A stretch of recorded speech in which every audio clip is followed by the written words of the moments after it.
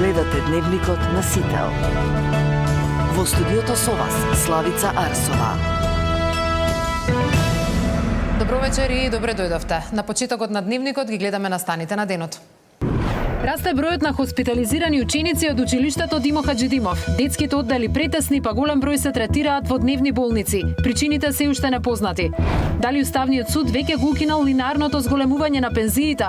Премиерот ја обвини Кацарска за ваква одлука, Уставен демантира. Над 70% од граѓаните не препознаваат политичари со интегритет на домашната сцена. Креиран индекс со кој ќе се мери дали го поседуваат. СМК продава на Евана струја поскапа за околу 5%. Што ќе значи тоа за сметките на граѓаните, се уште се пресметува. Пукање во припадници на Националната гарда во близина на Белата куќа, смртоносен пожар во Хонконг одзема десетици животи. А во тема на денот за еколошките предизвици и колку ќе чини да спроведеме зелена агенда. Наша гостинка Лиljana Поповска пора нешто претеничка. Останете со нас.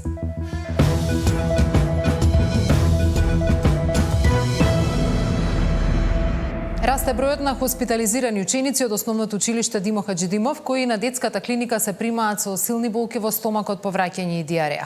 Додека надлежните се уште утврдуваат причината за нивната состојба. Земени се мостри од храната и водата во училиштето, а првичните резултати се очекуваат утре. Иако бројот на деца со симптоми расте, наставата во училиштето и денеска течеше непречено. Тамара Дичовска известува.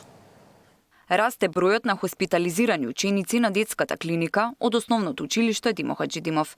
Директорот на клиниката вели денеска се примени уште 3 нови деца со силни болки во стомакот, диареја и повраќање, а некои и со покачена телесна температура. Инаќа примивме уште 3 деца од истото училиште. Сите се со слична клиничка слика и симптоми сомнителни на алиментарна токсоинфекција, со стомачна болка, повраќање. Кај некои од нив има и диареја и покачена температура. Децата се на возраст од 6,5 години до 12 години. Заедничко е тоа што доаѓаат од исто училиште. Сега во однос на епидемиолошката анкета, некои од нив јаделе од храната, тамо некои се сомневаат на водата. Тоа треба да се сигурно испитува понатаму епидемиолошки. Но што е причината за лошата здравствена состојба кај учениците, се уште не се знае. Потребни се 48 часа од земените примероци да може да се утврди дали е труење, вирус или нешто друго. Се земале мустри од храната, млеко, мусли, круасан и мусака со месо.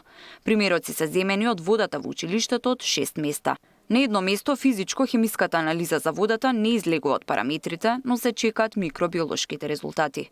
Речи си половина од децата пак, кои ги имаат симптомите, не јадат во кујната. Првичните резултати ќе бидат готови утре, вели директорката на ИЈЗ. Земени се брисеви од површини од клупи од 3 оделенија.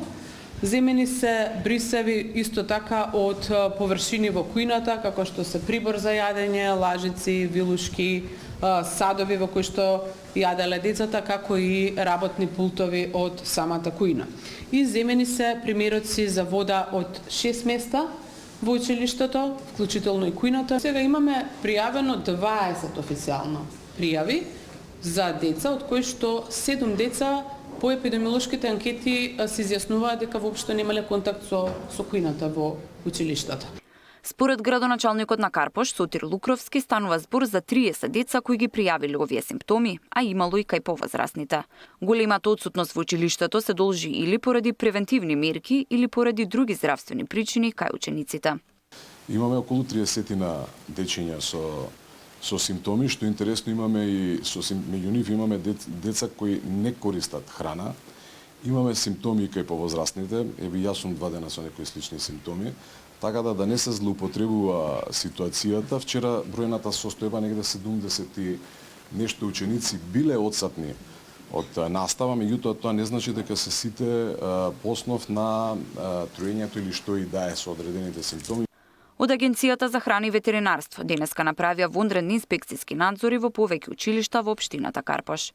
Инспекциски тимови на АХВ денес проведуваат вонредни инспекциски контроли во кујните на 9 основни училишта во општината Карпош, со кои стопанисува истиот оператор со храна, во чија собственост е и централниот магазин, кој се наоѓа во основното училиште Димо Хаџидимов во Скопје и од каде се набавуваат репроматеријали за подготовка на храна. Во рамки на вонредните контроли во овие училишта, каде нема деца кои појавиле симптоми на труење со храна, се земаат мустри од храна и од работните површини за лабораториско тестирање, соопшти од Агенцијата за храна и ветеринарство. Наставата во основното училиште Димо Хаџидимов денеска тече непречено. Тамара Дичевска, Сител телевизија. Дали Уставниот суд веќе го укинал линарното зголемување на пензиите? Премиерот ја обвини Кацарска за ваква одлука, Уставен демантира. Над 70% од граѓаните не препознаваат политичари со интегритет на домашната сцена. Креиран индекс со кој ќе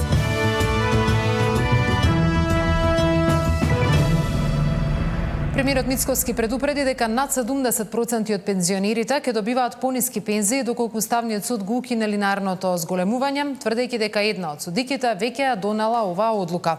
Од Уставниот суд демантира, посочувајќи дека постапката е во втора фаза и конечна одлука се уште нема, а на мета на преиспитување е само новото линарно зголемување. Опозицијата пак предупредува на загрозена одржливост на пензискиот фонд, додека ресорното министерство уверува дека пари за исплата на пензиите ќе има и дека зголемувањата ќе продолжат согласно закон. 70% од пензионерите ќе земат помалку пари, тврди премиерот Мицкоски. Од собраниската говорница премиерот излезе со тврдење дека уставната судика Кацарска веќе донела одлука за укинување на линарното покачување на пензиите. Иако тоа ќе значи помал притисок врз буџетот, Мицкоски вели дека ова е неправда кон пензионерите кои имаат најниски примања во државата. Последните информации се дека веќе одлуката е донесена, дека е подпишана од нејзина страна и дека пензионерите веќе нема да добиваат линеарно зголемување на пензиите, туку согласно процентите утврдени по законот кој што претходно важеше. И тоа само за информација подразбира дека 70% од пензионерите ќе добиваат помала пензија од следниот месец. Поради оваа иницијатива на оваа судика која што е дел од Уставниот суд. А замислете истовремено, најверојатно, следната одлука, која што ќе дојде од истиот суд, ќе биде да ги одмрзнеме платите на судиите и обвинителите. Од Уставен со демант велат дека постапката е отворена, но конечна одлука нема. Судот укажува дека на седница одржана на 19 ноември со мнозинство гласови изрази сомнеж во уставноста на членот 2 од законот. Во тек е втората фаза од постапката во која се бараат мислења од доносителот и од предлагачите на законот, пошто ќе следува конечна одлука. Јавноста ќе биде известена кога овој предмет ќе биде ставен на седница за гласање. Велат од Уставен и потенцира дека предмет на преиспитување е само новото линарно покачување, а не 5000 денари кои пензионерите ги добија претходно. Одржливоста на пензиите е загрозена, обвини опозицијата. Тренчевска тврди дека за декемвриската пензија нема пари, а дупката во фондот за пензиско достигнува 1 милиарда евра. Заменик министерот за труд ја обвини дека со лаги се е страв помеѓу граѓаните. За декемвриската пензија нема средства. За сето тоа бројките се сведок и тие постојат во документите. Ова значи дека вие немате пари за да трансферирате до фондот за пензиско за да се исплати декемвриската пензија. За каква социјална сигурност на пензионерите зборувате или важно ви беше да ги искористите и излажете граѓаните за време на изборите? Нема да сеете страв дека пензискиот фонд бил пред колапс, немало да има пензија на 1 декември, сето тоа се лаги и сето тоа ќе биде демантирано за само неколку дена од денеска, каде што ќе бидат исплатени тие пензии и цела 26-та, 27-та и години од денеска натака. Така да, граѓаните нека бидат мирни. Покрај редовните пензии, Велковски вели дека е предвидено и законското покачување на пензиите во март следната година. Деспина Тодоровска, Сител телевизија. Пензиите беа само една од темите на денешните пратенички прашања во собранието. Останати теми во фокусот беа и ЕУ интеграциите и реформите во судството. Гледаме детали во продолжение.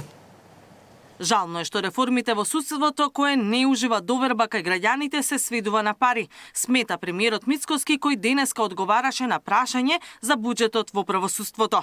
Дополнително Мицкоски вели дека ако им се одобрат нивните барања, не само што ќе имаме најплатено судство и обвинителство во Европа, туку тоа нема да го издржи ни државниот буџет. Какво покачување сте припремени вие како влада да им испорачате на нив, нормално земено низ призма на тоа какви резултати испорачуваате тие и колку граѓанството е задоволно од нив. И буџет ќе им дадеме автономен тие самите да го управуваат, од средства за хигиена до плати да си делат колкави тие сакаат, кого сакаат да си вработуваат, да се ангажираат, ние немаме никаков проблем тоа да го прифатиме. И ќе го прифатиме. Што сакаат нека прават тие неколкумина кои што ја донесоа до таа мерка правдата во Македонија и работата на судовите и обвинителствата, да денеска нема граѓанин во држава кој што верува дека има правда. И не прифаќам дебата од одредени центри кои што велат не е добро да се зборува така за институциите како што се судовите и обвинителствата. Па тие се тие кои што тоа го направи. Премиерот одговараше и на владеачко прашање за ЕУ интеграцијата. Го повтори ставот за уставните измени, а за реформската агенда вети за брзано темпо после изборите. Делот на реформската агенда поради изборите имавме, би рекол, објективен застој кој што е во оној така наречен грейс период од година дена на 12 чекори. Јас можам и детално да ги кажам, еве ќе се обидам во овие 2 минути да ги кажам. Да речеме, Законот за енергетика е донесен, вие го донесовте века во собранието, во новочекорот стои дека треба да биде и ефективен. За да биде и ефективен, мора да бидат донесени подзаконските акти. За случувањата со ИПАРД средствата одговараше пак министерот за земјоделство Трипуновски. Од вкупно склучените 453 договори, 342 договора се веќе исплатени, 289 се исплатени, 111 воопшто корисниците немаат поднесено барање за исплата, додека остануваат за исплата, односно во фаза на чекање се само 53 договори. Да повторам, овдека паѓа во водата обвинувањето на опозицијата дека илјадници договори ќе останат без финансиска поддршка, ќе ги изгубиме средствата и ќе колабира македонското земјоделство, што апсолутно потврдувам дека не е точно. Ова се првите пратенички прашања по изборите. Наредните ќе бидат точно пред Нова година. Катерина Нешкова, Сител телевизија. Председателот на Постојаната анкетна комисија за човекови права Димитар Апасиев за 9 декември ја закажа седницата на која ќе се разгледува представката на родителите на загинатите во Кочанската дискотека, на која поканети се и државниот врв и координаторите на пратеничките групи.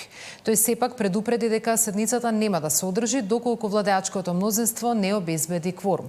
Паралелно и власта и опозицијата најавуваат формирање сопствени анкетни комисии со поширок опфат на трагедии. Председателот на Постојаната собраниска анкетна комисија Димитар Апасиев ја закажа седницата на која треба да се разгледува представката на родителите на загинатите во Кочанската дискотека. Вели предвидено е да се одржи на 9 декември за да нема поклопување со деновите кога се одржуваат судските рочишта. Освен родителите, на седницата поканети се председателката на државата, премиерот, министерот за внатрешни работи и координаторите на пратеничките групи. Јас мислам дека ќе се постигне една институционална бариера да се скрши, а тоа е конечно родителите на тие деца да имаат право да се обратат од собранието, затоа што досега тоа им беше целосно оневозможено. Според Апасиев, ако не се појават пратениците на владеачкото мнозинство од кои зависи кворумот за работа, седницата нема да се одржи. Во меѓувреме, своји анкетни комисии најавија власта и опозицијата. ВМРО ДПМН предлага освен за Кочани да се расправа и за останатите трагедии како Ласкарци и Бесатранс. Комисија со таков дневен ред поддржува и коалицискиот партнер Вреди. Комисијата сериозно ќе ги испита и со широк мандат сите сериозни случаи што ја потресоа земјата низ годините, од Дурмо Турси Бесатранс до модуларната болница и трагедијата во Кочани. Само таков сеопфатен пристап може да ги истакне институционалните празнини што одземаа животи. Предлозите за формирање на анкетни комисии, иницирани од власта и опозицијата, пратениците ќе ги разгледуваат на пленарна седница на 10 декември. Зоран Јаневски, Сител телевизија. 2/3 од граѓаните не препознаваат ниту еден политичар кој има интегритет, покажува истражувањето на Форумот за разумни политики. Организацијата креирала индекс за мерење на политичкиот интегритет, па во иднина ќе го мери и ќе им укажува на носителите на функции кога и каде грешат и дали оставката е разумен чекор. 2/3 од македонските граѓани сметаат дека не постои ниту еден политичар кој има интегритет во државата. Форумот за разумни политики објави анкета како зачеток на индексот за интегритет во политиката. Речиси 90% од граѓаните сметаат дека институциите треба да се извинат доколку направат грешка во работењето, но 85% не се сеќаваат дека такво нешто се случило. Над 70% сметаат дека политичарите треба да поднесат оставка кога ќе направат некое дело, поради несовесно работење или во случај на несреќи со човечки жртви. Најмногу замеруваат што никој не поднесе оставка поради трагедијата во Кочани, кога во пожар во импровизираната дискотека Пулс загинаа 63 млади луѓе. За политичарите да ја вратат довербата, според граѓаните, треба да работат за јавниот интерес, а не за себе лично, да бидат казнети кога ќе направат злоупотреби и да ги исполнуваат ветувањата што ги даде. Довербата е ниска, ние знаеме колку е ниска довербата. Граѓаните не нужно знаат што е тоа, зошто не им веруваат на политичарите, но ќе видат дека се едно зборуваат, а друго прават, или едно зборувале можеби кога биле во опозиција, а друго кога се во власт, осеќаат, чувствуваат дека нешто, дека негде шкрипи работата. Жолт картон добија и медиумите и новинарите, но тие уживаат каде поголема доверба од политичарите. 41% од граѓаните не веруваат на ниту еден медиум, а 32% сметаат дека не постојат новинари со интегритет. Најголема доверба граѓаните имаат во телевизиите, радијата и весниците.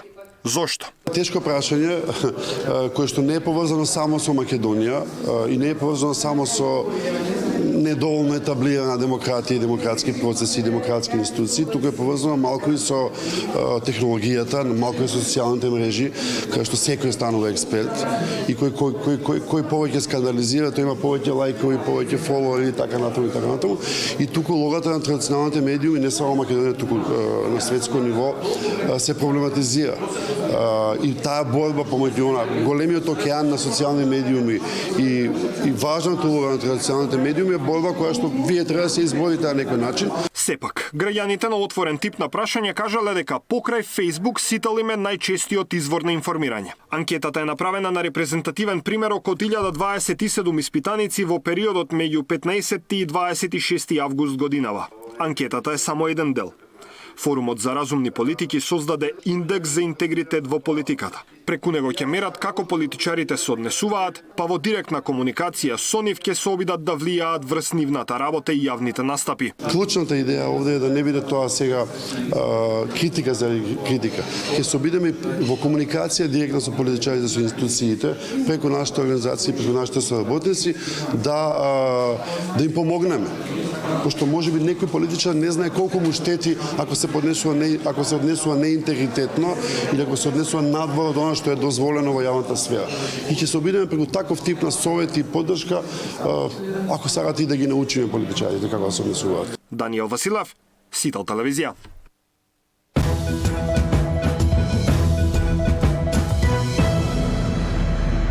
ЕСМ ќе продава на Евана струја поскапа за речиси 5%, откако државната компанија како единствен понудувач доби цена од 65 евра за мегават час на годишниот тендер. Новата цена е клучна за пресметката на сметките за струја по нова година, а Евана во следниот период ќе ја изработи формулата што потоа треба да ја одобри регулаторната комисија.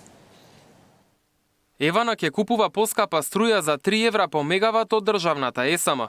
Нивната понуда од 65 евра за мегават час била единствена на тендерот.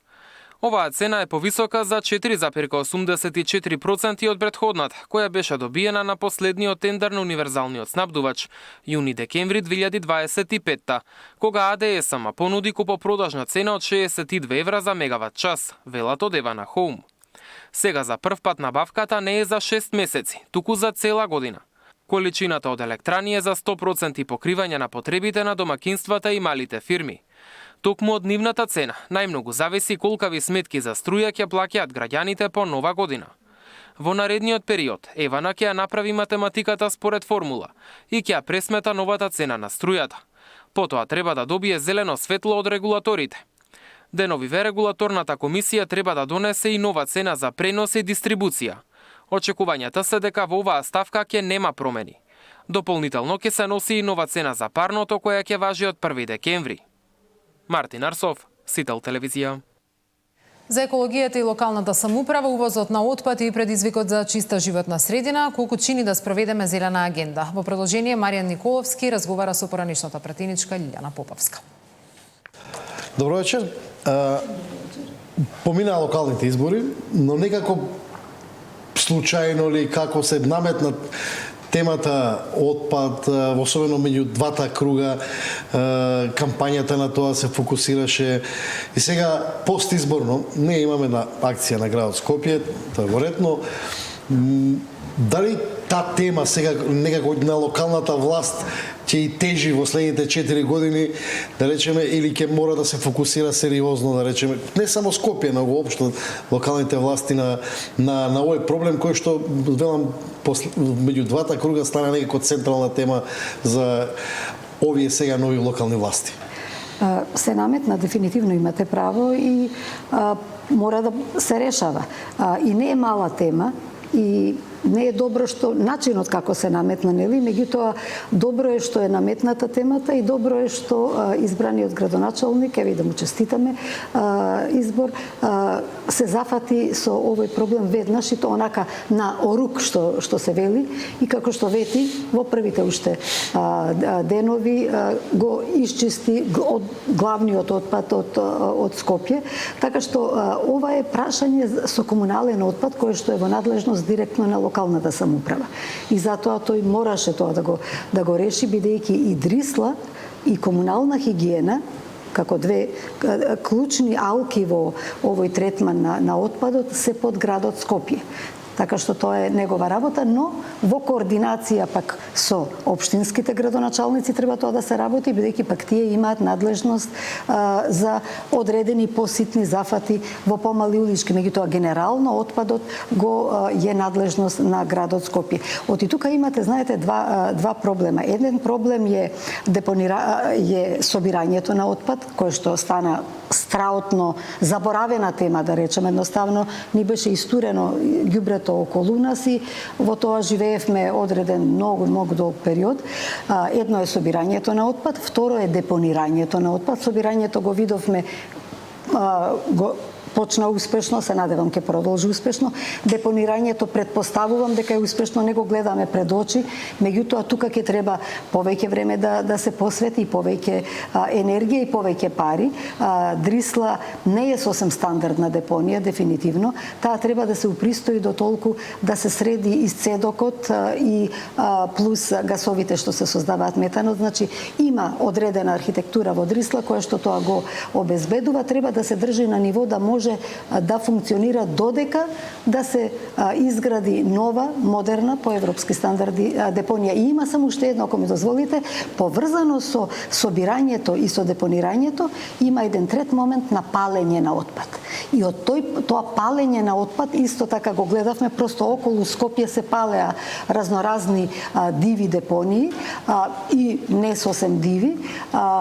Тие дел може би беа намерно од некого запалени, може би, не можеме да тврдиме, меѓутоа дел беа пак намерно од не за да бидат видени, туку за да извлечат метал. Да. И тука се поставува прашањето што треба да направи Министерството за внатрешни работи, обвинителството и така натаму, целата таа мрежа на прогон, што треба да ги утврди кои се тие, не само што палат, горе-долу се знае, тоа се луѓе сиромашни, кои што од тоа заработуваат, меѓутоа, кои се тие што им го откупуваат металот од сите тие депонии. Зашто тоа не се ситни риби. Тоа се веќе заштитени риби, покрупни. Како предизвик, веројатно, на оваа локална власт, на целосно, веројатно би бил овој проблем. Не само да аспект на тие моменти, него има ли потреба или има ли механизми, начини како да се менува свеста за отпадот? Значи, почнувајќи од собствениот дом, од начинот дали може да се пристапи кон рециклирање, дали може да се промени моделот на собирање, како што велите вие подоцна, депонирање, искористување на тој отпад за корисни состојби. Ние се уште, например, у државата не успеваме ни оној отпад од листови, од дрвја, од гранки, кои што се од жито да го компостираме, да речеме, во ѓубриво, што е најлесно собирање на отпад. Затоа велам, дали за тоа е потребна политичка свест, политичка волја, дали се потребни пари или едноставно некако кога тргаме отпадот на страна, но сега ако веќе ни се појави како клучен у кампањата, дали очекувате тој да продолжи? Дали може, дали треба, не само да треба, мора, и што се е потребно, дали едно или друго или трето, се. Потребна е и политичка волја, потребна е јакнење на институциите, за тоа се потребни средства и потребна е едукација на граѓаните и спроведување на законите. Главните закони се донесени.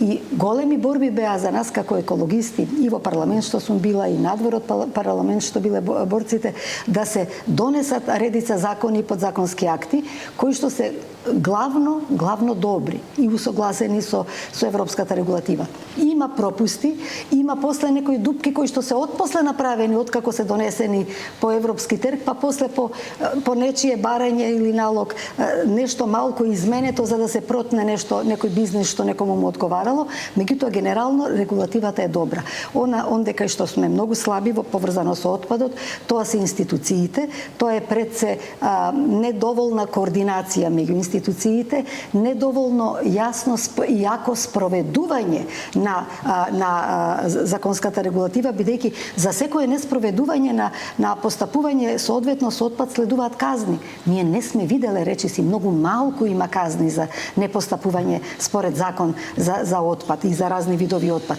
Така што, значи, тука е работа веќе на сите оние институции. Едно, локалната самоуправа треба да си го заврши своето, кое што не го вршеше во изминатиот период, значи тоа очекувам дека ќе го завршува многу поуспешно, меѓутоа тука треба сега да настапат и сите други институции, затоа што ние колку и да идеално и брзо расчистуваме се што ќе се наталожи, тоа е толку многу, толку нелогично многу, што не може ни една измислена, совршена локална самоуправа да се справи со тоа. Затоа мора ние прво да не го депонираме целиот отпад што го создаваме, прво да водиме сметка колку отпад создаваме уште дома, да сме порационални, да се намали оној потрошувачки менталитет, да се собира и што ти треба и што не ти треба. И све на едно место и да се фале да се научиме да се подсетиме дека можело нешто да се поправи, дека може пак стара облека да се носи, дека може да се реупотреби и така натаму. Но после тоа треба да научиме, значи или паралелно со сето тоа покрај промена на менталитетот потрошувачки, треба да се почне со сериозна селекција. Околу 60% велат најмалку од отпадот е органски, па дајте да го ставаме настрана, па дајте да се компостира. Тоа е наједноставна работа. Луѓето велат, например, имаше еден период континери за пластика, и сега велат, јас го селектирам, пластика да стане страна, стаклото на едно, и доаѓа камионот, става се на едно место. И тоа држи. Затоа велам, значи секоја институција што е задолжена за нешто треба да си го заврши и да влеземе, значи прво овој што е органски отпад кој што огромен баласт создава, да се трга настрана со компостари. Мислам дека и очекувам дека ќе се направат масовно компостари низ цела Македонија. Ние сме и земјоделска земја во голем дел, значи и тоа како ќе биде потребно за органска храна, за здрава храна, здрав компостиран отпад, значи компост добиен од органски материи и потоа да се издвојат разни фракции, метал, стакло, пластика, хартија и така натаму. Сето тоа, како што спомнавте, може да се реупотреби и да се следи понатаму каде ќе оди. Треба поголем број постапувачи со отпад, кои што не само со една или две субстанции, туку едноставно ќе ги следат сите овие текови и тоа да се средува. Но ние треба, точно е, дома првин свеста да ни се среди дека мораме да го правиме. И да ви кажам како ќе се натераме. Повторно преку джебот. Затоа што тука треба да дополниме некои од законите и веќе сме во фаза, мислам дека се свестивме колку е страшно да живееме закопани во отпад и колку е тешко да се справи и државата и градот со вишок отпад. Мислам дека е сега право време да се стават, значи буквално правила за тоа колку ќе не чини отпадот. Оваа ефтина цена на отпад Со неа ние ќе фрламе до бесвест како граѓани. Мора да се стави, не да ни биде поскап, туку можеби ќе ни биде и поевтин отпадот ако ние селектираме и ако секој од овие текови на отпад биде одземен, а ние да плаќаме само за онаа последна бала отпад за која што ќе си купиме кесичка и цената за нашето подигнување на отпад да биде можеби токму во купувањето на кесе кој што ќе се остави. На запад има и стимулација на селектирањето. Има стимулација. Тоа се разни мерки, казни и награди. Така, сега на пример кога веќе ние се гушиме во отпад, на нови начин како функционираме, некои статистички податоци покажуваат дека речеме за 10 години имаме увезено над 2 милиарди тони отпад од неколку земји од регионот, Бугарија, Албанија, целот и од Европска унија. Тоа е како функционираат законските регулативи, зашто се увезува отпад во Македонија? Вака, отпадот до 2020 година, додека не ми го усвоија законот заедно со колешката што го поднесовме од Дом за забрана за увоз на отпад како енергенс, се до тогаш со силна поддршка од граѓански организации, со собери и така натаму, или надворешен притисок, се до тогаш имаше можност да се увезува и отпад како енергенс. РДФ или како го нарекуваат, значи, меѓутоа се сметаше дека тој не е опасен кога влегува, кога е на собна температура, меѓутоа тој служеше како енергенс во големите печки, на големи фабрики, дел од отпадот што го имаат, инаку тие имаат и отпад висококалоричен, овој не е толку висококалоричен, меѓутоа е многу ефтин, бидејќи од отпад, и дел од отпадот дел од енергенсите го заменува со отпад како енергенс. Меѓутоа се покажа дека фабриките во меѓувреме не обезбедија комплетна заштита, не обезбедија на издувни гасови, не обезбедија затворени системи. Државата не обезбеди закон за контрола на индустријски емисии. Еве сега е донесен закон, меѓутоа не е идеален, далеко од идеален, ќе треба да се поправа, но таков закон не постоеше и практично требаше да се случат неколку инциденти во едно зимо со големи загадувања кога имаше среде зимо и се гледаа просто испусти на чат од големи субјекти и тогаш да се прочепка. Некој што се увезе во Македонија? Ќе дојдеме токму до тоа и тоа беше поводот загадувањето на воздухот, стана повод да се дигнеме како екологисти и да речеме бараме промена на законот за отпад, го бришеме членот каде што можеше да се увезе отпад како енергенс. Инаку, да се разбереме, и во европските земји, во практично сите, колку што ја знам, постои можност и за увоз на разни видови отпад, но и за увоз на отпад како енергенс, со тоа што тие имаат високи стандарди за контрола и се контролираат што им се случува, како им се случува и така натаму.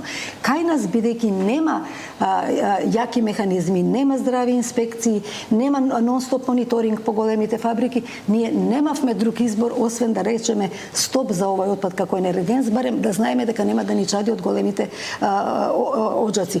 И во еден период тоа се постигна. Меѓутоа, потоа продолжија да се слушаат разни информации и разни случки, да се случуваат и инциденти, каде што повторно се појави сомнежот дали баш сме успеале се што е непосакуван отпад како енергенс да се увезува. По оваа анализа што излезе, што ја цитирате, нели, неодамна, што ја направија вашите колеги новинари, се покажа дека всушност ние имаме една црна маса на отпад за кој што не знаеме точно што е, или можеби е деклариран како нормален, дозволен отпад според законска регулатива, меѓутоа понатаму други активности што гледаме со загадувања, палења и така натаму не наведуваат на сомнеж да се запрашаме дали не сме примиле ние еден вид отпад и после тоа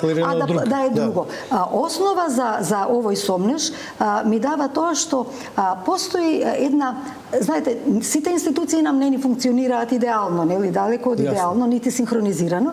И посебно овде каде што се работи за животната средина е потребно многу деликатно и прецизно функционирање што изостанува. Ние од една страна е тука Министерството за животна средина кое што ги издава дозволи за увоз на отпад. Да. И се оди по одреден шифрарник, по одредени шифри на отпад. Има 3 листи. 2 се според видови конвенции што треба да се придржуваме и третата е според царината. И тука има 3 листи. Отпадот влегува преку царина, преку граница, каде што има една листа само, царинска листа со нејзини шифри, кодови. Трето институциите ќе треба да направат добра проверка за тоа. Сега треба проверка дали се совпаѓа, дали она што овдека се дозволува, дали после тоа истото влегува на граница и дали потоа откако ќе влезе на граница, оди на местото каде што е за употреба, затоа што да се разбереме, има отпад кој што им е неопходен на наши субјекти. За метал, за железара. Но во секој случај е добар момент за институциите да посветат внимание. Дали да речеме ако се увезува отпад како хартија или пластика што е инертно само по себе, меѓутоа ако се стави во печка да гори, тоа ќе продуцира загадувачки материи. Дали од овој отпад кој што се декларира како неутрален, неопасен или во некоја друга шифра оди, дали потоа не фаќа некој друг пат, па наместо да оди за добивање, да речеме, друг вид пластика во погонче или во погонче за пакување енергенси. Да, завршува пак во енергенси и така натаму, така што сите тие текови на отпад треба да се следат, сето тоа може да се следи со детално испитување на содржината и количината. Ние често знаеме да кажеме Македонија е убава земја, горда земја, а може ли да стане зелена земја некогаш? Може и мора. Мора, затоа што нашиот најголем ресурс, според мене, е практично природата, природните убавини, одличната храна, квалитетна храна. Сега не е баш зелена некако. Се уште е зелена. Не можеме толку е убава што не можеме со сите наши грешки и валканици не можеме толку да извалкаме. Пак останува зелена и убавица наша, меѓутоа да одиме на добра насока. Значи, верувам дека здрава храна, рурален туризам, користење на убавините на земјата и така натаму, промоција на културните вредности, историски споменици што ги имаме, тоа е она за што навистина вреди да се вложи и затоа вреди да се направи целосно зелена и за таа цел се бориме всушност со многу екологисти да се донесе конечно подобрување на законската регулатива околу законот за урбано зеленило и целиот тој пакет на закони од урбанизмот, бидејќи тука постои една какафонија, ама тоа е посебна комплицирана тема што се надевам. Сосема за крај, подолго не сте у политиката и како политичар политиката никој не ја напуштил. Само едно прашање, кога заминавте вие, дома имаше некои перипетии околу функционирањето, како да се изгуби во политичкиот простор. Каква е вашата оценка за партијата? Нерадо зборувам за тоа. Јас заминав, бидејќи беше нормално да заминам на 62,5 години, по една успешна кариера, каде што јас дом од иницијатива го развивме, го расширивме самостојно на парламентарни, самостојно на локални избори, во коалиции, искусивме носење на законска регулатива и така натаму. И по сето тоа влез во европските зелени структури, меѓународна поврзаност на партијата. Значи, сметав дека е сосем природно по 3 мандати како председателка, не ќе беше нормално веќе јас 4ти мандат да прифатам и затоа го одбив. Излегов, тоа беше и претходно ми беше подготвено и најавено и многу среќна излегов тогаш, знаете, дека сум завршила цел еден циклус и дека сум направила добра работа, сум придонесла да се внесе една зелена парламентарна партија во сега партијата нема ни председател. А во моментов има председателство, 4, меѓутоа не е веќе парламентарна. Тоа е голем губиток, бидејќи знаете, може да не е идеална некоја зелена партија, но таа како и да е дежурна за еколошките теми. Кога треба нешто да се поднесе во парламентот, зелените пратеници се тие кои што први излегуваат во пресека посрети кои што поднесуваат редица работи. Затоа што не е исто една партија, друга партија некоја да има во дел од својата програма сегмент од екологијата, а друго е да бидете целосно посветени. Јас можам само се случија непријатни работи, да. Знаете, партија кога имаш кауза некоја, ти треба да бараш поддржувачи, ти треба да ја умножуваш таа кауза со поддржувачи, а не да ја раситнуваш.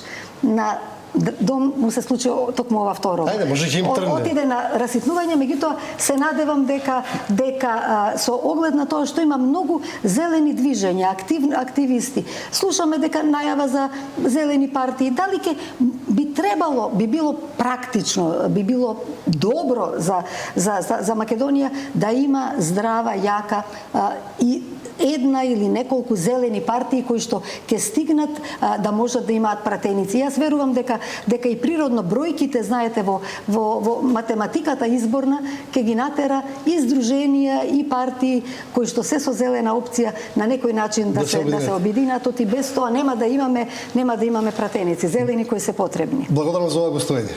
Јас вам започнав. Мој вечерашен гостин Лиljana Поповска.